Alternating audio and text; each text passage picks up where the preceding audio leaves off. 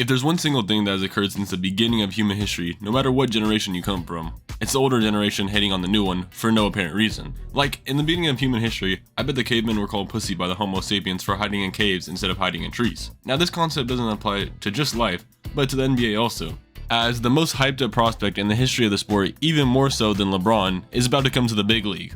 Victor Wembanyama has been hyped up for quite some time now, and is finally going to play some real NBA minutes for the Spurs. And the hype surrounding Victor can range from something like he's the highest ceiling player in this class with a nice jumper and can handle like a guard at a 7'5" frame, to some front offices claiming he's going to be the best player on both sides of the ball within 3 years. And if you want to know my opinion, I think that these front offices need to obtain an official license for the immense meat riding they're enacting on this young man for no apparent reason. The hype is so high that when Bleacher Report posted their yearly "Who's Gonna Win Rookie of the Year" post, they restructured it slightly. Like, what am I looking at, man? Just put Victor in the post and say, wow, look at these odds. Now this brings me to my outlook that the media for the upcoming prospect is so toxic in today's leagues. The expectations placed on these sometimes teenagers make it extremely hard for people not to have a hating perspective. Many begin to doubt these players simply based on what the media portrays and projects rather than what is actually in front of them and the actual talent that they see. NBA fans, for the most part, tend to be the chillest types of sports fans, in my personal experience, but obviously I'm biased. But they are quick to absolutely get upset at some blasphemy, and they shoot quite a lot of strays in the process when they see that blasphemy. Like, I know personally when discussing these type of topics, NBA fans tend to hate on these players just because the media gasses them up so much. Like when Chet got injured last year, everyone said, man, I knew this was going to happen. That frame just doesn't work in the league. So who's going to tell those people that his height and frame had nothing to do with his injury, like at all? Or even when Zion faced injury problems in Duke, like when he blew through his damn shoes, people said, man, this was gonna happen for sure because of all that meat on them damn bones. This is happening with Victor, as everyone claims he's gonna be highly injury prone based on players like him in the past. Now, I'm not quite sure what doctorate people obtain when discussing ball, but I don't think it's our place as NBA fans to say that he's going to end up injured, especially when he has a no injury history currently that's prominent. Now, to be fair, in all honesty, this isn't even just like an NBA fan thing. This is a thing that happens throughout a lot of sports because of the insanely high projections and media coverage these players are getting, but I think it affects the NBA the most from what I've seen, which is exactly why it's affecting Wembanyama so much right now in the current day. The way media has framed him so far projects him to be easily in the discussion for the greatest players of all time, if not the greatest player of all time, and at worst it projects him to be a perennial all-star, which is all insane projections for a guy who hasn't played a minute of NBA basketball yet. Now I really hope I don't have to explain how stupid it is to project him that highly this early on and have this high of expectations placed on him, but I will say, when your projection is to be the greatest of all time, and at this point anything less seems like a failure, you're going to be destined to fail, which is what this is all about. He's destined to fail because what are the odds that he is the greatest player of all time? Because that's what he's supposed to measure up to be. Like, let's remember, the NBA isn't like a TV show or a story where Wembanyama is destined to be the chosen one and he has to live up to the hype. Like, he's not Aang from Avatar. Like, he's an NBA player who's been training his whole life to play basketball, and he's finally getting his shot now, but he just has an insane amount of potential.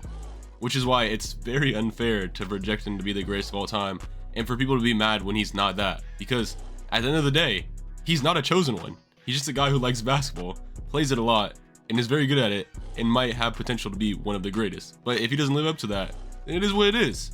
He's not Aang. You know, although I really do like the storyline aspect of the NBA and all the narratives surrounding each player that comes into the league or players that aren't even in the league anymore, I really do feel like it can be draining and sometimes just annoying. Like, these players don't deserve to have these high of expectations on them, and they don't deserve to be hated on if they don't reach them. They're literally kids. They're 18, 19 years old coming into the league trying to prove themselves because they've been playing basketball their whole lives. And they're competing against players who have built their narratives for years based on stuff that they've actually done and actually said within the media, when most of the times when we're judging players who are freshly coming out of college or sometimes just straight out of the G League, never even touching a college basketball court, or overseas players, they haven't had a chance to build their own narratives, and they're getting thrust into a place full of narratives where everyone has something to say about every single player on every single team. Doesn't matter where you land on that team, and especially if you're a higher pick. I don't really think there's anything to do to change this, even though it is very toxic, but it's something that you just have to deal with, and Victor Wembanyama has to deal with it to the fullest it's ever seen, as I've been saying throughout this whole video. He's projected to be the greatest player of all time, or not even the greatest player of all time. He's projected to be the greatest player in the history of team sports. Do you know how crazy that is? Anyways, on to the summer league that we saw from Victor. The games that Victor played in this year is proof of how high the expectations are. The second he put up a horrible stat line and got dunked on, people were ready to call his career over. They were ready to call it straight wraps after one summer league game, like people often do in summer league. I used to be a really big fan of summer league, but then everyone started blowing it out of proportion the more and more media attention it got throughout the summer when basketball was dead. Like, I used to go to the California Classic almost every year, if y'all know what that is, and it was really fun. But then every single time someone has a bad game, like I went again this year, and guess what? Same thing happened again. When Brandon Miller had 70 fouls in the first quarter, people started overreacting and call his career over. It's so annoying seeing that shit after I go to the game like, damn, Brandon Miller was really getting the spots, he wasn't hitting his shots, he was in a lot of foul trouble, but hey, it's summer league. And then I go home and everyone's ready to call his career over. It's so annoying, and it makes me not want to watch summer league. But hey, it is what it is. You know, I feel like in France, Wemby could ball like a normal person without everyone being on him for every single mistake he made, no matter how lousy of a game he had, and take all that pressure off him. But I already know if I say that, and people are going to bring up the argument that hyped up prospects like Wemby are used to the hype and should get used to it since they're playing in the big leagues now. But even LeBron admitted he was shitting bricks before his first ever NBA game because of the immense amount of pressure that was on his back for him to perform well that night. Now, of course, this is even exemplified with Wemby to an extreme degree, as the man they want him to be better than is still in the league today. LeBron's still playing, as to where LeBron was supposed to measure up to Jordan, and Jordan wasn't even in the league anymore.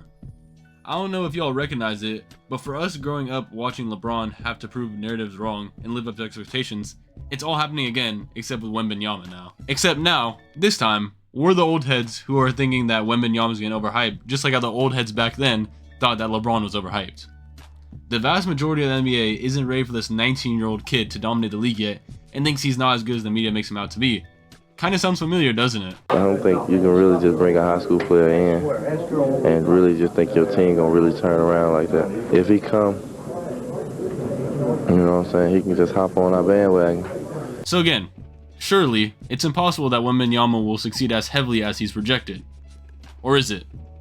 Victor Wembanyama is poised to be what KD was coming into the league, except 3 to 4 inches taller with a more polished game. To add to that, he has already played and dominated in a professional league instead of the NCAA like we saw with Kevin Durant. We've seen how important that is with the emergence of Luka Doncic in recent years. And not to mention, Victor is going to have one of the most profound systems in the league with the Spurs, who are finally embracing the three-point shot under Greg Popovich. Popovich is known to make systems revolving around ball movement generated through a skilled passing center. And for a player like Victor Wembanyama, who has had many guard-like attributes at his position, it seems he'd be seamlessly integrated into this system. We all know, even though Pop is old as hell, he's still a genius and one of the best coaches to ever touch the league. All perfect circumstances for someone with such a high ceiling. So this then begs the question, is Wembanyama truly doomed to fail because of how much overhyped he's gotten and because of these insane projections he's led to live out? Or is it just that we're getting old and don't want to see a new player dominate the league, so we automatically assume that he's not going to be as great as his predecessors? Well, only time will find out because the NBA season's starting really soon. Me personally, I'd like to say that Wembanyama isn't doomed to fail and that he has actually a lot going for him, whether it be him playing for the Spurs, him already playing significant minutes in a major league and dominating within that league. You know, whatever it may be, I just hope that he succeeds because there's a lot going against him, and if he goes above all of these, haters and doubters, it will be just like LeBron all over again. Because people weren't ready to call him the chosen one. But regardless, he was. And he dominated the league for years on end. And we don't know if it's going to happen with Wemby. But personally, I hope it does. Within reason, of course. I'm not going to dick ride him or anything. Because my Kings still come first. I don't really care, how good Victor Wembanyama does. As long as he's not beating the Kings every single year because of how good his team is and how good the Spurs are. Because we all know, no matter what happens, 2024 is going to be the year the Kings raise the Larry O'Brien and De'Aaron Fox's Finals MVP, because the Kings are going to win it all this year. Of course. I'm not coping, I swear. That's cause I don't care when he coming. Nigga can't lose it.